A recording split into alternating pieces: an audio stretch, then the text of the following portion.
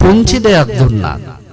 ඔබ පුංචිම පුංචි බත් හැන්දක් පූජා කළත් සසර සුවපත් වීම පිණිසමයි මේ දේ කරන්නේ කියන අවබෝධයෙන් දෙන්න. මම පුංචි කතාවක් කියලා බණ ඉවර කරන්න. අපේ බුදුහාඳුරෝ ජීවමාන සමයේ පුංචි කොල්ලෙක් හිටියා අවුරුදු 13ක 14ක. එයා ගොපල්ලෙක්ගේ පුතෙක්. හරක් බලා ගන්නයි යන්නේ. දවසක් හරක් රංචුව අරගෙන යද්දී අම්මා කියනවා පුතේ අද නම් ගෙදර කණ්ඩ දෙන්න මොකවත් නැහැ. උඹට බඩගින්න ඉවස ගන්නම බැරි නම් ඊයේ රාත්‍රියේ ඉතුරු වෙච්ච පිලුණු පිට්ටුවක් තියෙනවා. ඒක අරන් ගිහිල්ලා බඩගින්නට කාපන්. අද නම් මොකවත් නැහැ ගේ හරියේ උඹට කණ්ඩ දෙන්න. කොල්ලක් තමන්ගේ කිලිටි සරමේ පිලුණු පිට්ටුව ගැට ගහගෙන හරක් රංචුවක් දක්කගෙන ගිහිල්ලා හරක් ටික තනකොළ කණ්ඩ මුදා හැරියා. බඩගින්න වැඩි වෙද්දී උදේ 9ට 10ට කොල්ලා කිලිටි සරම දිගෑරලා අර පිලුණු පිට්ටුව කණ්ඩ අතට ගද්දිම මුගලන් මහරහතන් වහන්සේ වඩිනවා වනාන්තරයේ මැද්දෙන් පිණ්ඩපාතේ. ඒ පාර කොල්ලා කල්පනා කරනවා වෙනදට දෙන්න දේවල් තියෙද්දි හාමුදුරුවෝ නැහැ. හාමුදුරුවෝ වෙන වෙලාවට දෙන්න දේවල් නැහැ. අද කමන්නේ මුගලන් හාමුදුරුවෝත් නිල්මැණික් කැටයක් වගේ කැලේ මැද්දට වැඩලා මගේ ළඟත් පිලුණු පිට්ටුවක් හරි කමන්නේ තියෙනවා. සසර අපි දුක් විඳින්නේ දීලා නැති නිසා.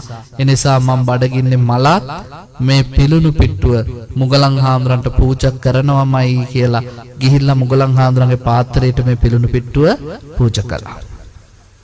මුගලන් හාමුදුරුවෝ පින් අනුමෝදන් කරා. කොල්ලා පින් අනුමෝදන් වෙලා වැඳගෙන ඉන්න වෙලාවේ ඒ වනාන්තරයට යාබද හේනේ අයිතිකාරයා යටිගිරියෙන් කෑ ගහනවා. ඒ පාර කොල්ලා හැරිලා බලපුවම දැක්කා ඒ මිනිහාගේ හේනට මෙයාගේ හරක් රංචුව පැනලා.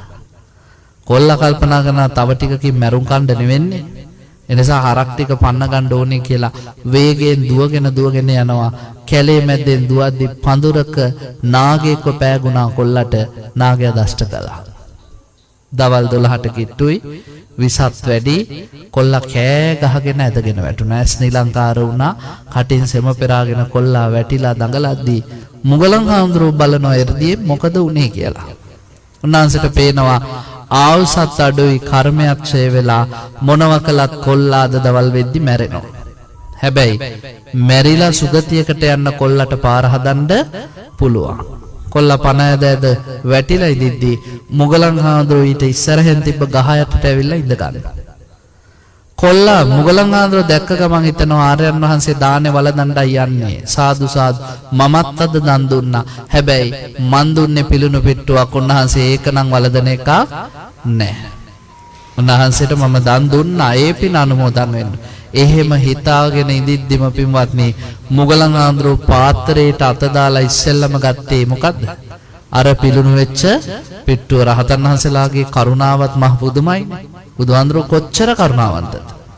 පිලුණු පිට්ටුව අරගෙන මේ කොල්ලට පේන්න මුගලන් හාමුදුරුවෝ වලදද්දී කොල්ලා සාදුකාර දිදී මරණයටපත් වුණා. ඒ කොල්ලා තමයි මැරිලා තව්තිසාවේ ඉපදුනේ ගෝපාලක දිව්‍ය පුත්‍රයා වෙලා.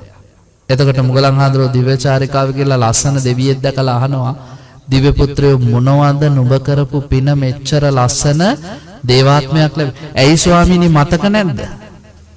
අර කැලේදී ඔබ වහන්සේට පිලුණු පිට්ටුවක් පූජා කළා සර්පෙක් කාලා මැරිච්ච කොල් මතකයි.